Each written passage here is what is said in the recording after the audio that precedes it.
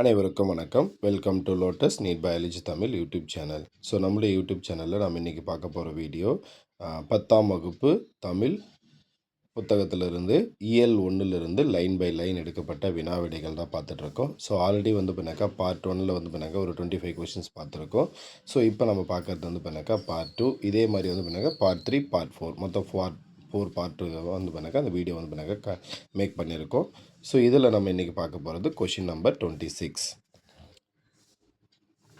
பொருந்தாதவற்றை கண்டறி. பொருந்தாதவற்றை கண்டறிக. So இதில் வந்து பண்ணாக்கா ஆ தாள், ஆ தண்டு, இ கிளை, இ கோல், இந்த 4 ஆப்ஷன் கொடுத்துருக்காங்க. ஸோ இதில் இந்த தாள், தண்டு, கோல் இது 3 எதை குறிக்கும்னாக்கா அடி வகையை குறிக்கும். இது 3 அடி வகையை குறிக்கும். அப்போ இதில் பொருந்தாதது அப்படின்னாக்கா ஆப்ஷன் இ. அடுத்து கொஷின் நம்பர் 27. ஸோ அடுத்து வந்து பண்ணாக்கா இங்கே பொருந்தாதவற்றை கண்டறிய கொஷின் நம்பர் 27. இங்கே என்னென்ன கொடுத்துருக்காங்கன்னா ஆ கவை, ஆ தட்டு, இ கொம்பு, இ சினை, இந்த மாதிரி மொத்தம் 4 ஆப்ஷன்ஸ் கொடுத்துருக்காங்க. ஸோ இதில் வந்து பண்ணாக்கா இந்த கவை, கொம்பு, சினை இது 3 எதை குறிக்குது அப்படின்னாக்கா கிளை பிரிவை குறிக்கிறது. ஸோ அப்போ இது பொருந்தாதது அப்படின்னாக்கா ஆப்ஷன் ஆ தட்டு, இது மட்டும்தான் பொருந்தாதது.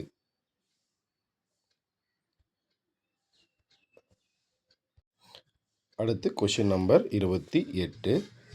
பொருந்தாத இணையை கண்டறிக. ஸோ இதில் வந்து பார்த்தீங்கன்னாக்கா ஆப்ஷன் ஆ கொம்பு கவையின் பிரிவு சரியாக இருக்குது. இ போத்து அப்படின்றது சினையின் பிரிவு. இ குச்சி அப்படின்றது போத்தின் பிரிவு. அப்போ கவை அப்படின்றது என்னன்னாக்கா அடிமரத்தினின்று பிரியும் மாபெரும் கிளை. கவை அப்படின்னா அடிமரத்தினின்று பிரியும் மாபெரும் கிளைக்கு தான் வந்து கவை அப்படின்னு பேர். அப்போ இதுதான் வந்து பண்ணாக்கா சரியாக பொருந்தலை. அப்போ ஆன்சர் ஆப்ஷன் ஆ. அடுத்து கொஷின் நம்பர் 29. வேறுபட்ட குழுவினை கண்டறிக. வேறுபட்ட குழுவினை கண்டறிக. ஸோ அடுத்து கொஷின் நம்பர் 29.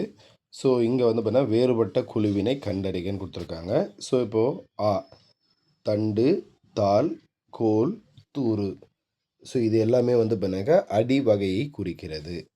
அடுத்து கவை, கொம்பு, கிளை, சினை இது எல்லாம் வந்து பார்த்தீங்கன்னாக்கா கிளை பிரிவை குறிக்கிறது. அடுத்து சுள்ளி, விறகு, வெங்கலி, கட்டை இது எல்லாம் வந்து பார்த்தீங்கன்னாக்கா காய்ந்த அடியும் கிளையும். ஸோ இதனுடைய குழுவிலிருந்து வருது. ஆனால் இங்கே பார்த்தீங்கன்னாக்கா ஈ மட்டும் பார்த்தீங்கன்னா ஒரு குழுவிலேருந்து வரல, 2 வெவ்வேறு குழுவிலிருந்து இருக்குது. ஸோ அப்போ சரியான விடை வந்து பார்த்தீங்கன்னாக்கா ஆப்ஷன் இ. அடுத்து கொஷின் நம்பர் 30. பொருத்தமற்ற ஒன்றை கண்டறிக. ஸோ இங்கே வந்து பார்த்தீங்கன்னாக்கா சண்டு, சருகு, தோகை, கட்டை இந்த மாதிரி 4 கொடுத்துருக்காங்க. ஸோ இதில் இந்த கட்டை, ஸோ இது மட்டும் எதை குறிக்கிறது அப்படின்னாக்கா காய்ந்த அடியும் கிளையும் இதை குறிக்கும். ஸோ அப்போ இந்த 3ம் எதை குறிக்குது அப்படின்னு பார்த்தீங்கன்னாக்கா இலை வகையை குறிக்கிறது. ஸோ அப்போ இதுக்கான சரியான விடை வந்து பார்த்தீங்கன்னாக்கா ஆப்ஷன் இ கட்டை. அடுத்து கொஷின் நம்பர் 31. ஸோ இங்கே கொஷின் நம்பர் 31ல் பொருந்தாத இணையை கண்டறிக அப்படின்னு கொடுத்துருக்காங்க. ஸோ இங்கே வந்து பண்ணாக்கா சண்டு அப்படின்னா காய்ந்த தாளும் தோகையும், அது சரியான இணை. அடுத்து சருகு அப்படின்றது காய்ந்த இலை. ஆப்ஷன் இ மட்டும் வந்து பண்ணாக்கா தவறாக இருக்கும். ஆப்ஷன் இ வந்து தோகை வந்து சோளம், கம்பு முதலியவற்றின் இலை.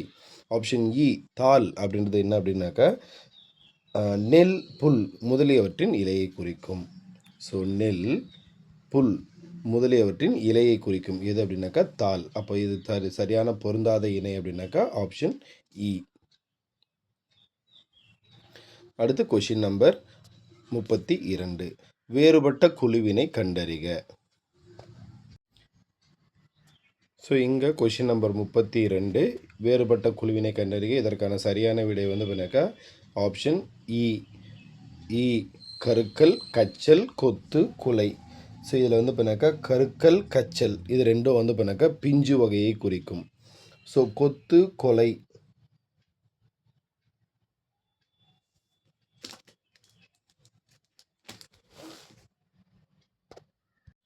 கொத்து, குலை இது ரெண்டும் வந்து பண்ணாக்கா குலை வகையை குறிக்கும்.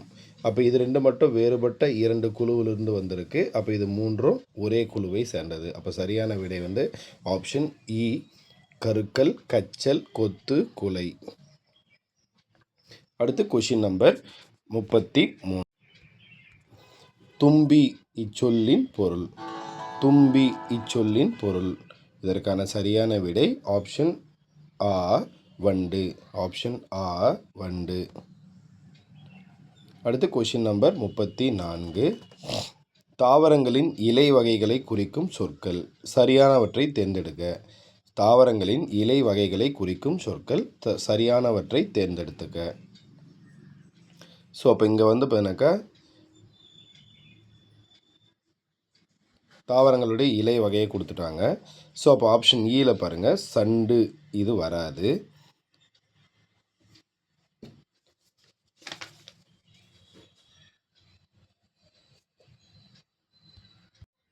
அடுத்து ஆப்ஷன் ஈயில் வந்து பண்ணாக்கா தட்டு இதுவும் வராது. அடுத்து வந்து பண்ணாக்கா இந்த குருத்து இதுவும் வராது. அப்போ இந்த 4 ஆப்ஷன் நம்ம இந்த 3 ஆப்ஷன் என்ன பண்ணலாம், ஒமிட் பண்ணிடலாம். ஸோ அடுத்து இங்கே பார்த்தீங்க அப்படின்னாக்கா ஆ இது மட்டும்தான் இருக்குது. அப்போ சரியான விடை வந்து பண்ண ஆ இது மட்டும்தான் வரும்.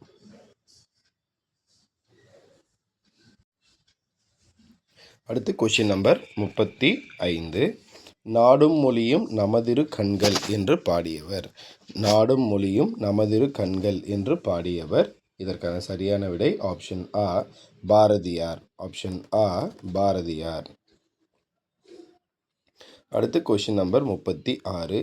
சொல்லாராய்ச்சியில் பாவனரும் வியந்த பெருமகனார் யார்? சொல்லாராய்ச்சியில் பாவனரும் வியந்த பெருமகனார் யார்? இதற்கான சரியான விடை ஆப்ஷன் ஆ இளங்குமரனார். ஆப்ஷன் ஆ இளங்குமரனார். அடுத்து கொஷின் நம்பர் 37. பாவாணர் நூலகம் ஒன்றை உருவாக்கியவர் யார்? பாவாணர் நூலகம் ஒன்றை உருவாக்கியவர் யார்? இதற்கான சரியான விடை ஆப்ஷன் ஆ இளங்குமரனார். ஆப்ஷன் ஆ இளங்குமரனார். அடுத்து கொஷின் நம்பர் 38. தமிழ் வழி திருமணங்களை நடத்தி வருபவர் யார்? தமிழ் வழி திருமணங்களை நடத்தி வருபவர் யார்? இதற்கான சரியான விடை ஆப்ஷன் இ இளங்குமரனார். ஆப்ஷன் இ இளங்குமரனார். அடுத்து கொஷின் நம்பர் 39. விழிகளை இழக்க நேரிட்டால் கூட தாய் தமிழினை இழந்துவிடக்கூடாது என்று எண்ணியவர் யார்? விழிகளை இழக்க நேரிட்டால் கூட தாய் தமிழினை இழந்துவிடக்கூடாது என்று எண்ணியவர் யார்? இதற்கான சரியான விடை ஆப்ஷன் இ இளங்குமரனார். ஆப்ஷன் இ இளங்குமரனார். அடுத்து கொஷின் நம்பர் 40. இளங்குமரனார் யார் போல இமைகளை மூடியபடி எழுதும் ஆற்றலை கற்றுக்கொண்டவர்? இளங்குமரனார் யார் போல இமைகளை மூடியபடி எழுதும் ஆற்றலை கற்றுக்கொண்டவர்? இதற்கான சரியான விடை ஆப்ஷன் ஆ திருவிகா. ஆப்ஷன் ஆ திருவிகா. அடுத்து கொஷின் நம்பர் 41. இமைகளை மூடியபடி எழுதும் ஆற்றலை கற்றுக்கொண்டவர். இமைகளை மூடியபடி எழுதும் ஆற்றலை கற்றுக்கொண்டவர். இதற்கான சரியான விடை ஆப்ஷன் இ ரா இளங்குமரனார். ஆப்ஷன் இ ரா இளங்குமரனார். அடுத்து கொஷின் நம்பர் 42. விழிகளை மூடியபடி எழுதும் ஆற்றல் வாய்ந்தவர்கள். விழிகளை மூடியபடி எழுதும் ஆற்றல் வாய்ந்தவர்கள்.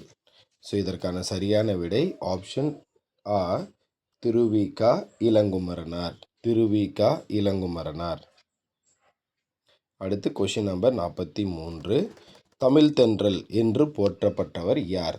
தமிழ் தென்றல் என்று போற்றப்பட்டவர் யார்? இதற்கான சரியான விடை ஆப்ஷன் இ திருவிகா. ஆப்ஷன் இ திருவிகா. அடுத்து கொஷின் நம்பர் 44. உலகிலேயே ஒரு மொழிக்காக உலக மாநாடு நடத்திய முதல் நாடு எது? மாநாட்டுக்குரிய அம்முதல் மொழியும் தமிழே என்று கூறியவர் யார்? உலகிலேயே ஒரு மொழிக்காக உலக மாநாடு நடத்திய முதல் நாடு எது? மாநாட்டுக்குரிய அம்முதல் மொழியும் தமிழே என்று கூறியவர் யார்? இதற்கான சரியான விடை ஆப்ஷன் ஆ மலேசியா. கா. அப்பாதுரையார். மலேசியா. கா. அப்பாதுரையார். அடுத்து கொஷின் நம்பர் 45. பன்மொழி புலவர் என்றழைக்கப்பட்டவர் யார்? பன்மொழி புலவர் என்றழைக்கப்பட்டவர் யார்? இதற்கான சரியான விடை ஆப்ஷன் ஆ. கா. அப்பாதுரையார். கா. அப்பாதுரையார். அடுத்து கொஷின் நம்பர் 46.